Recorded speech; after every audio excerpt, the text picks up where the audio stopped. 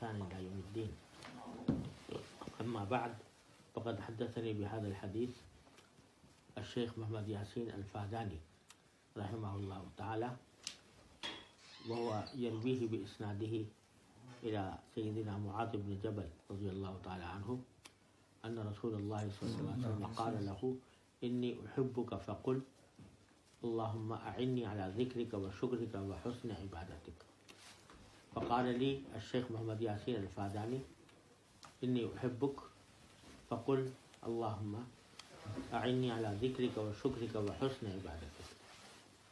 وقال هكذا قال الشيخ ياسين الفاداني أنه قد قال له ذلك مشايخه إلى، وهذا التسلسل ينتهي إلى معاذ بن جبل رضي الله تعالى عنه.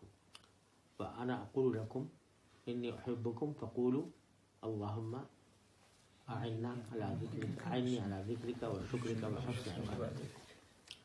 وصلى الله تعالى على خير خلق سيدنا محمد.